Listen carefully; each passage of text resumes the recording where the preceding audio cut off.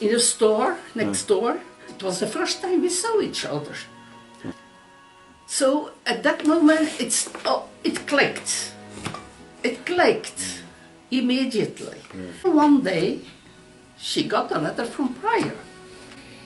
I didn't even know that she was from Bastogne. I didn't know about all that stuff what was going on there. One day she was calling me on the phone and she said, "I'm sorry, but can you come over at my house?" Because she said nobody of my family knows about. She told me, even just before dying, that in 2 years she didn't speak. So she was working in Bracknell. Dr. Primo, the first heart transplantation. I saw the letters, I read the letters, because I have to translate her what's putting on. I never was shitting about anything. I told her the truth. He was speaking about, "Who are you doing?" Well, I'm busy with this, I'm there, I'm doing that, and then about the children, and then hoping to see her one day again. That's all. There is nothing wrong in those letters. Nothing. But the 8th of October was his birthday from him. Yeah. And then I was asking her, then one day she was saying to me, the 8th of October is his birthday. So I said, "Do you have his phone number?" So I said, "Yes," she said. "Well, you know what? You come at my house. I have a special number, 1588. So for international, and now we go to call him." She was like, "Oh, are you doing that?" "Of course, but you have to come with me. You have to say him something to see happy birthday. I'm not speaking English. Happy birthday, you can say that." So she were gone and she came over. But I put the speakers on because I have to know what question he was asking her. She couldn't answer. So I called him and I said, "Dr. Pryor, I'm calling you from Augusta, Chiwy." "Oh my Lord," he said. "Just a moment, she's here next to me." "Where are you?" "I'm in Brussels. I'm a neighbor next door." And then he was like, "Oh my Lord." And then she came, "Hello, bon anniversaire, happy birthday, happy birthday," she said. She was just hearing his voice, it made her so happy. It made her, and when he sent it on Christmas, a package with cookies from over there, even chocolate from Girardelli. As I say, she was a lady. For me, she was a lady. She was not just a nurse, she was a lady. And there were several Americans who didn't want to be treated by her. And she said, "Okay, you don't want, but then you have Le Maire." But she was just running there, like that. But when the doctor came over and he was saying, "Can you do that?" Because he was asking her the first time that he saw her. And he said, "Can you put a shot in? Do you want that I try with you?" she said. I was like, "Did you say that to the doctor?" "Why not? I am a nurse." When she came back from the back of the street, she was telling me that. And she had a Red Cross thing on. And the nun was looking at her that way.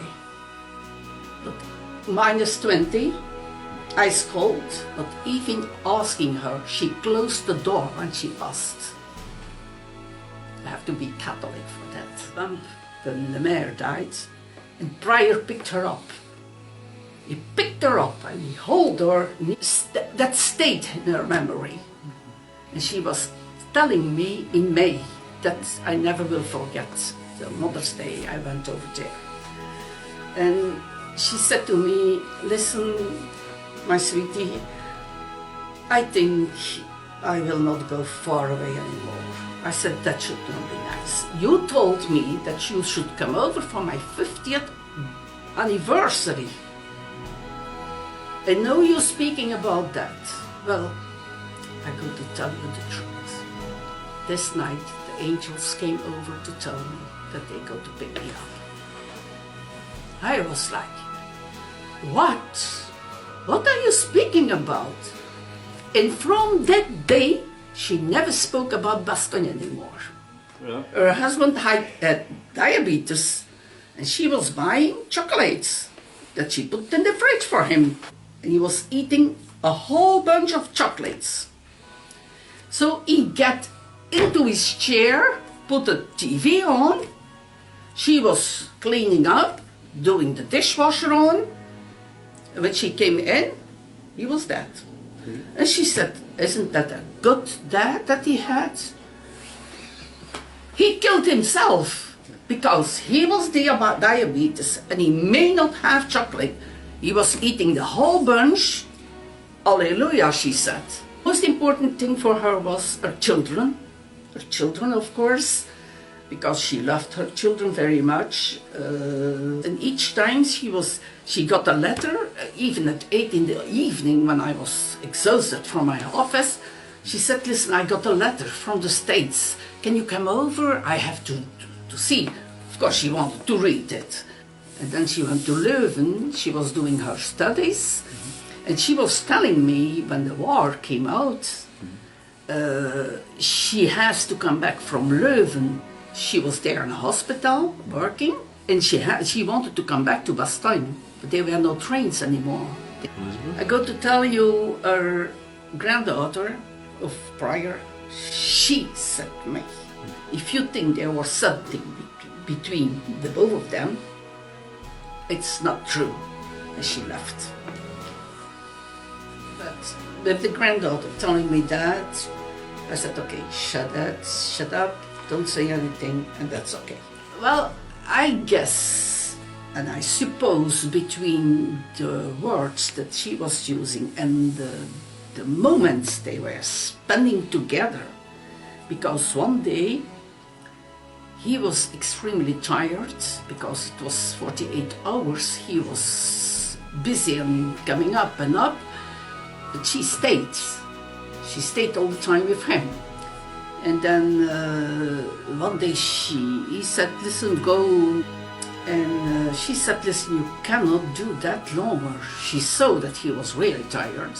So she was preparing at the house a bed, not with her. He was sleeping on top. And she was in her thing. She went to visit and he was sleeping 48 hours after another, without eating, nothing. So she said, listen, you can take a shower there. He was eating and then they get together over there. So they were spending months together. In what? In, are we going to die today or are we dying in half an hour? He was holding her and I may not say more than that. I respect her privacy deeply. There are things that I told you that I've never said before. I think he took care of her, that's for sure, a lot, because especially because she was working, a hard worker. He was respecting her, and well, yes, he left. They had a good relationship together as friends, for sure.